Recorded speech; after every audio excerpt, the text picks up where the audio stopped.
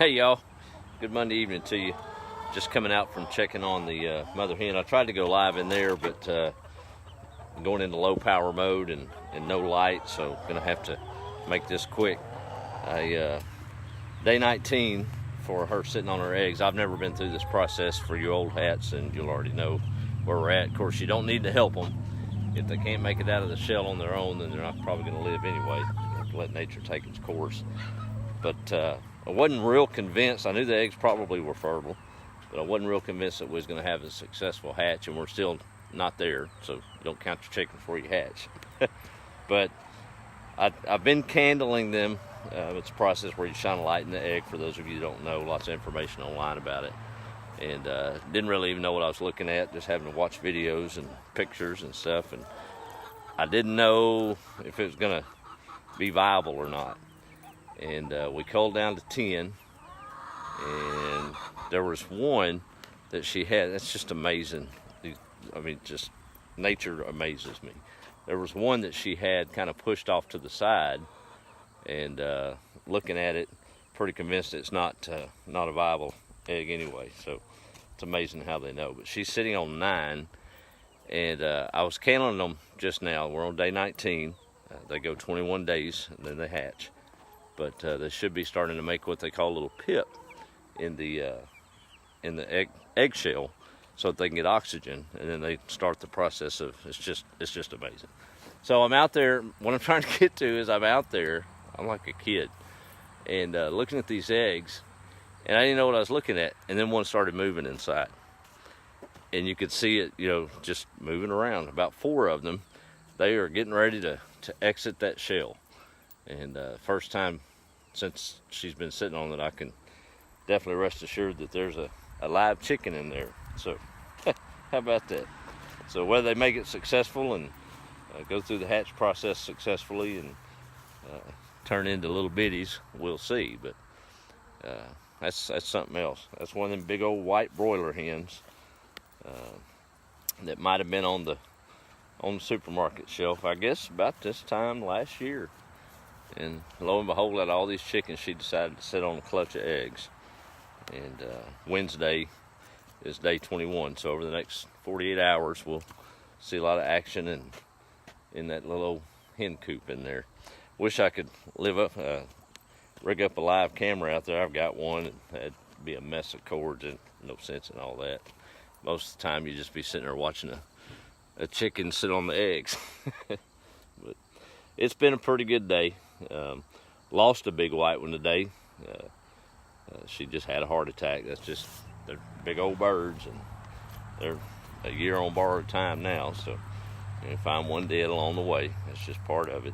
And then had an accident on another one that couldn't get around and couldn't get out of the way, and so we lost 2, but we got 4 coming, right?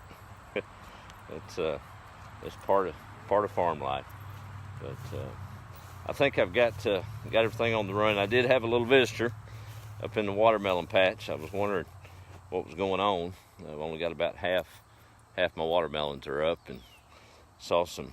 I don't have a game camera. We got nature game camera tracks. So I guess that little old doe that lives out in the woods there decided she'd have her a watermelon sprout snack over the last few days. So that's all right. Hudson will be back out there letting her know who the boss is pretty quick. But other than that, we've got half of them are still out there, and that's just part of it. I'm surprised they didn't get the peas, but knock on wood or whatever, those peas are coming on up now to where shouldn't have to worry about it. Got 2 rows left to weed, so I think I've got it on the run. That's what the fuzz is in those rows, is weeds. It should be looking like that, but let me walk up here, show you my embarrassment with these weeds. Just need to get them, they're robbing nutrients, so it needs to be looking like that, but it's looking like that. But we'll get it knocked soon enough. Sunset, and one of my marigolds done fell over. I noticed some ladybugs already coming on in here, and that's what I want. so we don't have to put that old 7 dust on this stuff out here.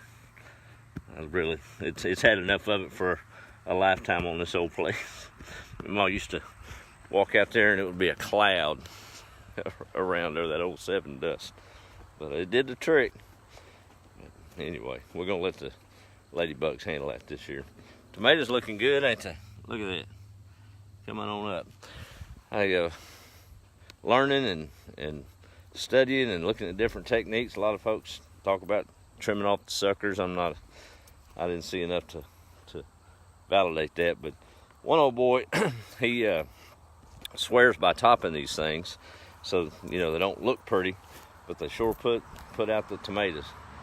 And I did his method, but I just did not have the heart to do all of them that way, because it's a dramatic change. So I've got them marked. I did about 10, and we'll see if he's right. I can afford to lose 10 overall, I guess, but it's topping the top of the tomatoes. That's what it looked like before we topped it, and that one's not topped. So that looks good.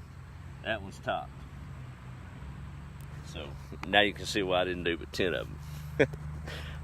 It looks the same on his, and proof's in the pudding. He's been doing it a while, so I don't know. I'm gonna be a little doubting Thomas on that until I see the proof on the yield. But I've got a ton of beefsteak tomatoes.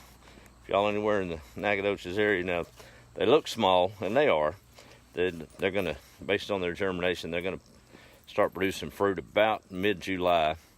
I've reseeded them and acclimatized them, so they've germinated outside here, and they were 8 inches tall, 6-8 inches tall like that.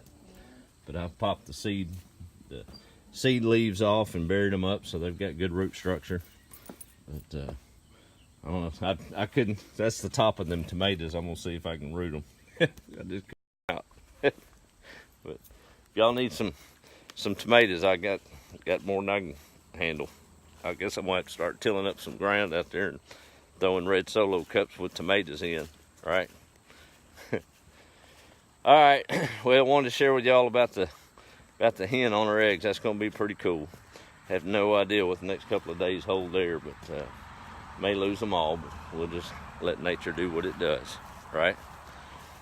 I know everything I've read. If y'all get into it, do not help them. Don't help them. It needs to be critical mass toward the end. There's a couple of things to do. But, the humidity. I was studying about the humidity. So they need it really good and humid, and of course a controlled environment could give that. I don't have a controlled environment out there. I don't have a way to give them one. And it needs to be 60% or above, and normally that's not a problem in East Texas. And I was looking at it yesterday, it's about 50%. I'm like, goodness gracious, I don't know if it's gonna come through. I shouldn't have doubted. And today it was bumping 70, and we won't have that front really come through till Wednesday, I guess. So good old greenhouse effect here in East Texas. That humidity should be just fine. So good Lord knows what he's doing on that. I still say that was the answer to me getting ripped off on that incubator on Amazon or whatever it was. And about the time I realized that that wasn't gonna happen, it's when I found that chicken sitting on them eggs. Pretty neat stuff.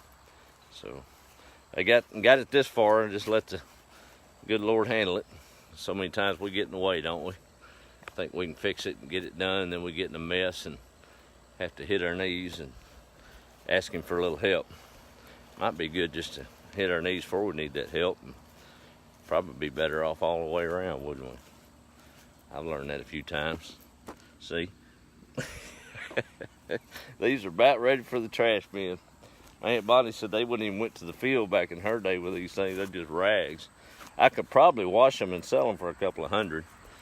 You reckon? Nah. They're going to the trash. Time I bend over now, they're ripping. So they'll be on top of them boxes tomorrow probably. But keep the skeeters off. I did get the mosquito bit today. Reminded me what time of the year it was. So anyway. All right, y'all. I'm gonna go in for the evening, I guess. And sun just set behind the trees. But hope y'all have a good week.